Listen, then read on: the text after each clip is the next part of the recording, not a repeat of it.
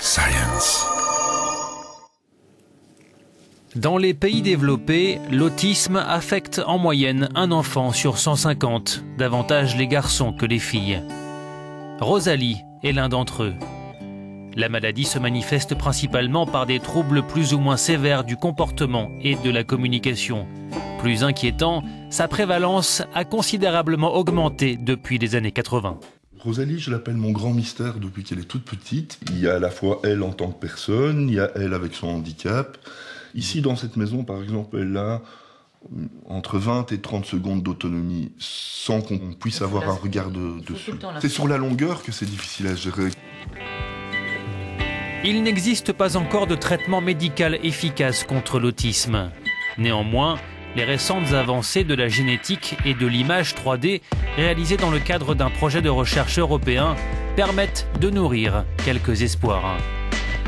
L'Institut Pasteur à Paris traque les gènes de l'autisme pour tenter de mieux comprendre la maladie.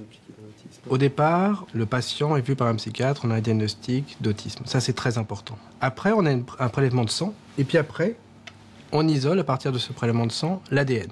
Alors, c'est ce que vous voyez ici, où on a tout le chromosome, ici 11 d'un individu, et on peut se balader virtuellement sur ce génome, et quelquefois, on voit ça. C'est en fait le signal qui baisse. Et ce signal qui baisse montre que cet enfant a perdu 1, 2, 3, 4, 5 millions de lettres. Et quand il a perdu ces 5 millions de lettres, en fait, il a perdu aussi tous ses gènes. Donc tout le travail du laboratoire pour cet enfant, c'est d'essayer de comprendre, parmi tous ces gènes, quel est celui ou ceux qui sont responsables de l'autisme chez cette personne. Parmi les nombreux gènes responsables de l'autisme, beaucoup sont impliqués dans le fonctionnement des synapses qui assurent le contact entre les neurones. Or, quand les gènes sont défectueux, les synapses sont affaiblies. Dans ce laboratoire, les chercheurs ont créé des souris avec un gène désactivé afin de déterminer si elles interagissent normalement ou non.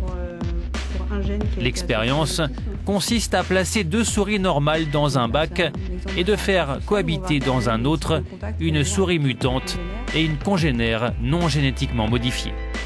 À gauche, les souris normales recherchent le contact, alors qu'à droite, la souris mutante semble se désintéresser de sa voisine. Pour les chercheurs, l'expérience est concluante.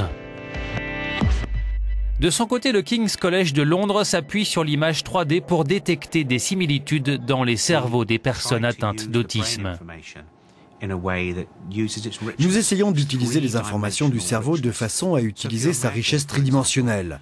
Il faut vous imaginer que la surface du cerveau ressemble aux Alpes ou à la surface d'une planète. Notre objectif est de profiter de toutes les informations tridimensionnelles, de les rassembler pour déterminer à quoi ressemble le cerveau d'une personne et ainsi pouvoir utiliser cette image pour identifier ces personnes.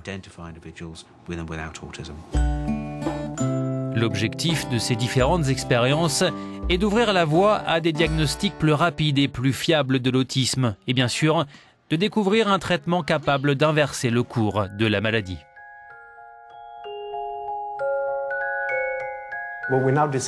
Ce projet nous apprend qu'il est important de combiner toutes ces nouvelles technologies. L'imagerie qui permet de voir ce qui se passe dans le cerveau, les connaissances en matière de génétique et les connaissances en matière de protéines.